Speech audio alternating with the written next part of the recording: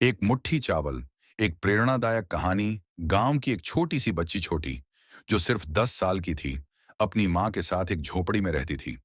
उसके पिता का देहांत हो चुका था और घर में गरीबी का साया था। 2 वक्त की रोटी भी मुश्किल से नसीब होती थी, लेकिन फिर भी छोटी हमेशा मुस्कुराती रहती थी। एक अनोखी आदत। छोटी के पास एक मिट्टी का छोटा सा डिब्बा था।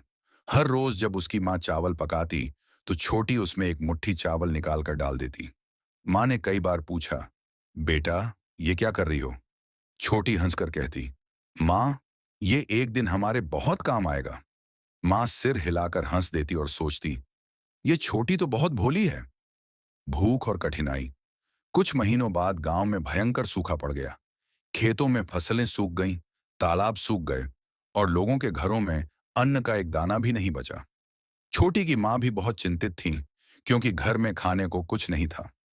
उस रात माँ ने रोते हुए छोटी से कहा, बेटा, आज हमें भूखे ही सोना पड़ेगा। छोटी ने मुस्कुराकर अपना मिट्टी का डिब्बा निकाला और माँ के सामने रख दिया। छोटी की बड़ी सोच। जब माँ ने डिब्बा खोला, तो उसकी आंखें फटी रह गईं। उसमें सैकड़ों मुट्ठी चावल जमा हो चुके थे। छोटी ने कहा, माँ, अगर हम हर दिन एक मुट्ठी चावल बचाएं, तो कभी भूखे नहीं रहेंगे। माँ को समझ आ गया कि छोटी की छोटी सी सोच ने बड़ा कमाल कर दिया था। गांव की तकदीर बदली। जब गांव के लोगों को इस बारे में पता चला, तो हर घर में एक मुट्ठी चावल बचाने की परंपरा शुरू हो गई। कुछ ही महीनों में गांव में इतना अनाज इकट्ठा हो गया कि कोई भी भूखा नहीं रहा।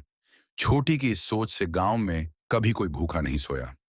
लोग उसे प्यार से मुट्ठी चावल वाली देवी कहने लगे। कहानी की सीख। छोटी छोटी बचत भी मुश्किल वक्त में बहुत बड़ा सहारा बन सकती है।